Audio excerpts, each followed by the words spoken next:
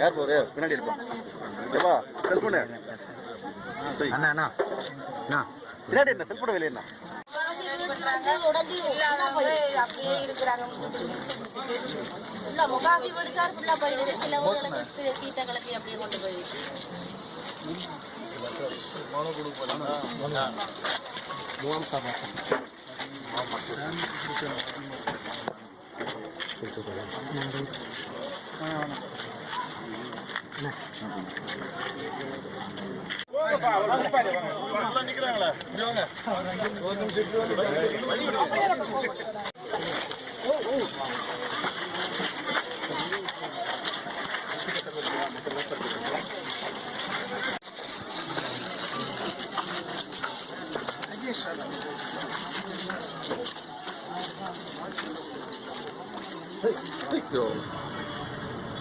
அவர்களுக்கு இங்கே இருக்கக்கூடிய எல்லா உரிமைகளும் உண்டு.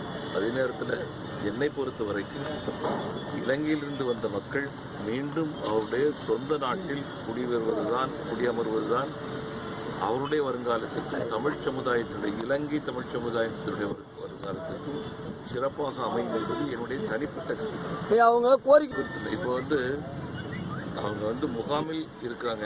இந்த முகாம் நிரந்தர முகாம் அல்ல. நிரந்தர முகாம் வேணும்னு அவங்க கேட்குறாங்க. சில பேர் கேட்குறாங்க, சில பேர் வீட்டுக்கு போகணும், சொந்த ஊர் நாட்டுக்கு போகணும் அப்படிங்கிறாங்க. பலவிதமான கருத்து இருக்குது. அதனுடைய அடிப்படையில் நடவடிக்கை. அவங்க நிரந்தர முகாம் கேட்கல, நம்மளோட மக்களா அப்படின்னு சொல்லும்போது நிரந்தரமான குடியிருப்புகள் சரி பல இடங்கள் இதுக்கு முன்னாடி நம்ம அமைச்சு கொடுத்துருக்கோம்ல, பர்மா அகதிகளுக்காக கொடுத்துருக்குறோம். அதே போல விஷயம் அவங்க கேட்குறாங்க. சில பேர் எல்லாருமே விவசாயிகள் அதிக அளவு வரதா புயலில் பாதிக்கப்பட்டிருக்காங்க. மத்திய அரசு நிவாரண வழங்க நடவடிக்கை இருக்குல்ல. ஆய்வு பார்த்தாரு. புழல் காவங்கரை இலங்கை தமிழ் அகதி முகாமையும் ஆய்வு பண்ணாரு. அதை அடிச்சு